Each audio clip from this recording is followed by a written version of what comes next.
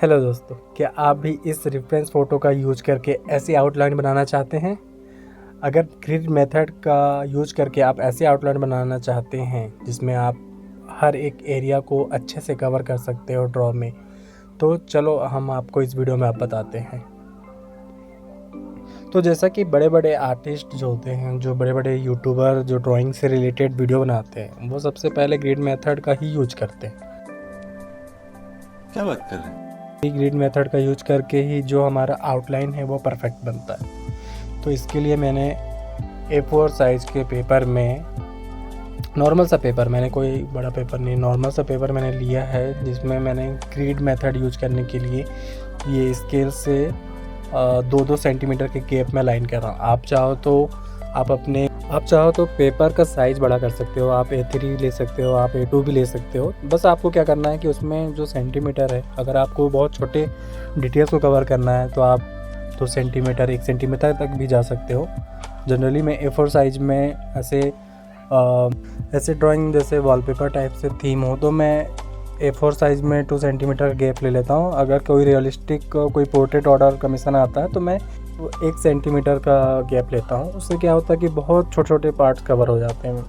Outline में सबसे ज़्यादा वही इंपॉर्टेंट होता है। अब जैसे कि डॉट्स बन गए हैं, तब उनको मिला देंगे ताकि वो एक डब्बे ऐसा हो जाए जिसमें हम अपना आउटलाइन का जो आगे का काम है वो करेंगे।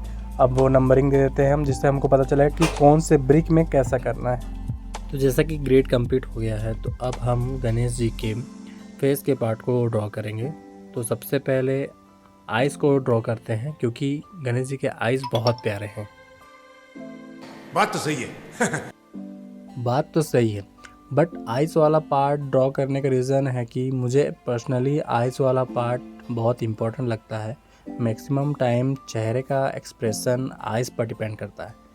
एंड दूसरा रीज़न, जब दोनों आइज़ बन जाता है तो फेस के बाकी पार्ट्स को ड्रॉ करना और भी आसान हो जाता है, क्योंकि उसके अकॉर्डिंग हम फेस के बाकी मेजरमेंट को अच्छे से ग्रिड मेथड में रेफरेंस को देखते हुए कर लेते हैं। अब मैं वीडियो को थोड़ा फास्ट कर देता हूँ, क्योंकि ऐसे में ये वीडियो बहुत लंबी हो जाएगी जिससे आप भी बोर हो जाओगे, इसलिए इसको थोड़ा सा फास्ट कर देते हैं जब तक हम गणेश जी का आउटलाइन है जिसको कंप्लीट कर लेते हैं। जब तक ये आउटलाइन बन रहा है तब तक मैं आपको गणेश जी से संबंधित एक कहानी सुनाता हूँ। आपको पता है कि महाभारत की रचना महर्षि वेद व्यास जी ने की थी, लेकिन इतने बड़े ग्रंथ को लिखे कौन? इसके लिए वेद व्यास जी ने गणेश जी से प्रार्थना की। गणेश जी मान गए, लेकिन उन्होंने एक शर्त रखी, आप बोलना बंद नहीं करेंगे। वेद व्यास जी ने उनकी शर्त मानते हुए अपनी एक शर्त रखी कि आप हर श्लोक को समझ कर ही लिखेंगे। फिर वेद व्यास जी महाभारत सुनाते गए, गणेश जी उसे लिखते गए। जब भी वेद व्यास जी को सोचने के लिए समय चाहिए होता तो वो बहुत गहरे श्लोक बोल देते, गणेश जी उनका अर्थ समझते और तब तक वेद व्यास जी अगला भाग रच देते। तो इस तरह दुनिया का सबसे महान ग्रंथ महाभारत लिखा गया। तो इसके लिए एक बार कमेंट में ज़रूर लिखिए, जय श्री गणेशा, जय वेद व्यास जी।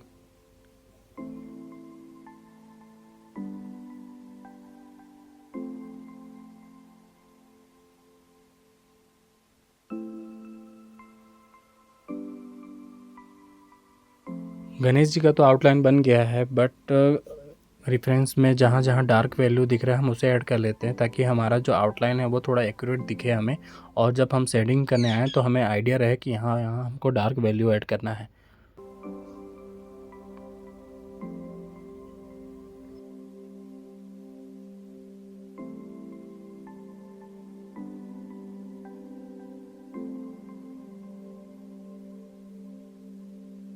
गणेश जी का जो आउटलाइन है वो पूरा कंप्लीट हो गया है। तो यहाँ तक अगर आपने वीडियो को पूरा देखा है तो प्लीज़ एक लाइक कीजिए, सब्सक्राइब कीजिए, अगर अच्छा लगे तो अपने दोस्तों में शेयर कीजिए।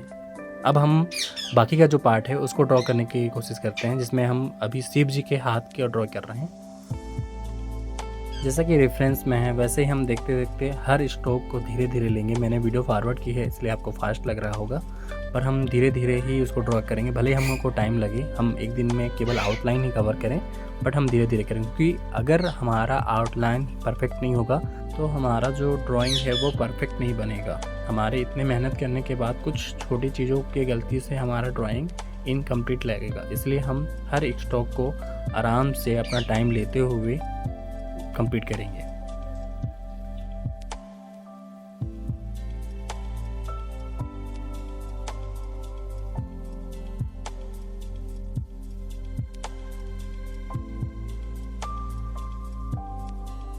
जैसे कि रेफरेंस फ़ोटो में माता पार्वती जी के हाथ में ना एक मेहंदी का डिज़ाइन बना था, जो मुझे नहीं समझ में आया, तो मैं अपने हिसाब से एक ड्राइंग बना दिया, उसमें एक अपने हिसाब से मेहंदी कार्ड बना दिया। तो आप भी चाहो तो आप अपने हिसाब से वहाँ पे कुछ नया ट्राई कर सकते हो, जो आपके रेफरेंस में अच्छा लगे।